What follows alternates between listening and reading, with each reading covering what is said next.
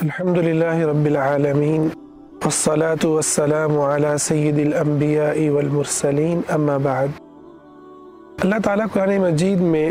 ایک بہت بڑے واقعے کو ذکر فرماتے ہیں۔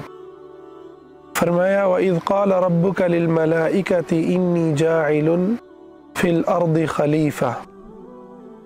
انسان کو زمین میں خلافت عطا کرنے کا واقعہ۔ یہ واقعہ جس میں ہم پوری انسانیت کے والد اور جن سے انسانیت کا آغاز ہوا سیدنا آدم علیہ السلام، ان کی تخلیق کا اللہ رب العزت نے تذکرہ کیا، اور یہ تذکرہ بہت ہی بڑا واقعہ ہے جس کے اندر بڑے عظیم سبق ہیں، اور یہ انسان کی حیثیت اور اس کے مقام مرتبے اور دنیا میں اس کے آنے کے مقصد کو متعین کرتا ہے۔ سب سے پہلے دیکھیں کہ اللہ نے آدم علیہ السلام کو پیدا کیا اور فرشتوں کو حکم دیا کہ آدم کو سجدہ کریں، جبکہ فرشتے وہ مخلوق ہیں کہ جو لا یعصون اللہ ما امرہم ویفعلون ما یؤمرون، اللہ کی نافرمانی نہیں کرتے، اللہ کی حمد و ثنا بیان کرتے ہیں، اور اسی بات کو فرشتوں نے ذکر بھی کیا۔ وَنَحْنُ نُسَبِّحُ بِحَمْدِكَ وَنُقَدِّسُ لَكَ، اے پروردگار ہم تیری تسبیح بیان کرنے والے، تیری حمد بیان کرنے والے ہیں، تو پھر کیوں ایک ایسی مخلوق کو پیدا کر رہا ہے؟ اللہ نے فرمایا انی اعلم ما لا تعلمون، جو میں جانتا ہوں وہ تم نہیں جانتے۔ تو اللہ نے سب سے پہلے انسان کو تکریم دی، اور یہ ایسی تکریم ہے کہ جو تمام مخلوقات پر اس کی افضلیت، اس کی برتری کو ثابت کرتی ہے۔ تو اس سے یہ سمجھ میں آیا کہ انسان کو اپنی عزت نفس کا جو خیال رکھنا ہے، اپنے ادب اور اپنے احترام کو جو قائم رکھنا ہے، اس کا آغاز اللہ رب العزت نے انسانیت کی تخلیق سے فرمایا ہے۔ وَلَقَدْ كَرَّمْنَا بَنِي آدم، اللہ نے ذکر کیا ہم نے انسان کو، بنی آدم کو عزت اور تکریم سے نوازا ہے، اور قرآن کریم کی بہت ساری آیات ہیں جس میں انسان کی عزت اور تکریم کا ذکر ہے۔ پھر اللہ نے ہمیں وہ شریعت عطا فرمائی، وہ دین عطا فرمایا جو انسانی عزت، انسانی وقار، انسان کے مقام اور مرتبے کا تحفظ کرنے والا ہے۔ کوئی مسلمان دوسرے مسلمان کی غیبت نہ کرے، کسی کی جاسوسی نہ کرے، کوئی کسی کو اپنے ہاتھ اور زبان سے تکلیف نہ دے۔ المسلم من سلم المسلمون من لسانہ ویدہ۔ تو یہ جو تکریم کا ایک بہت بڑا واقعہ ہے، یہ آپ کو دنیا کے کسی اور فلسفے میں، کسی اور نظام میں جو خدا تعالیٰ پہ ایمان نہیں رکھتا، یہ وہاں آپ کو اس کی کوئی مضبوط بنیاد نظر نہیں آئے گی۔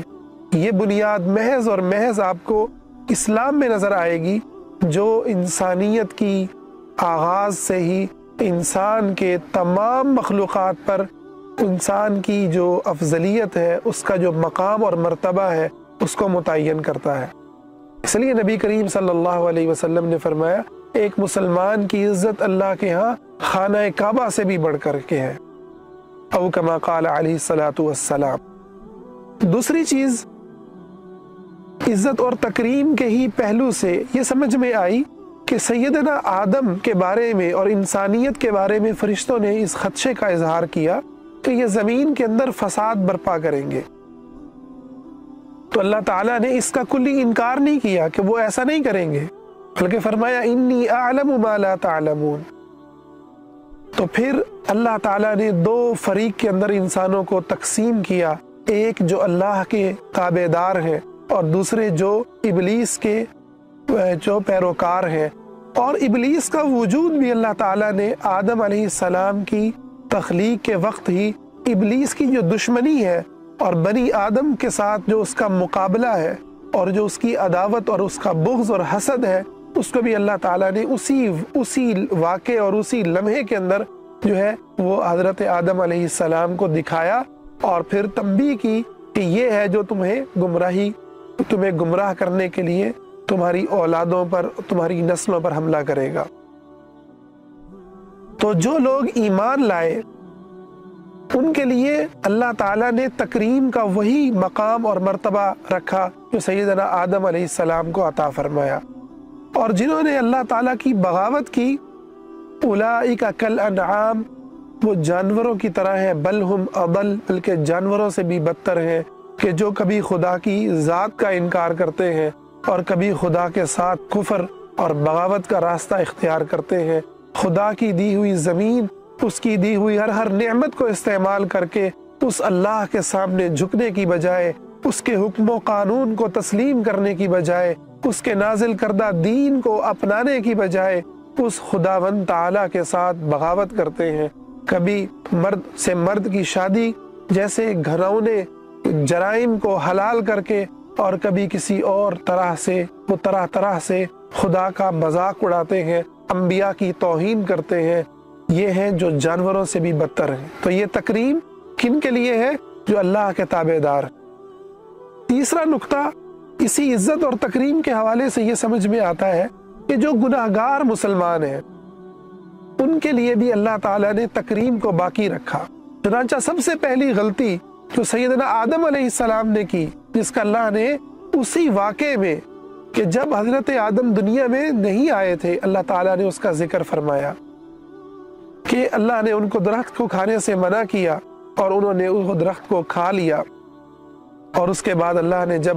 انہیں احساس دلایا تو وہ دونوں کہنے لگے، آدم اور حوا، قالا ربنا ظلمنا انفسنا وان لم تغفر لنا وترحمنا لنکونن من الخاسرین،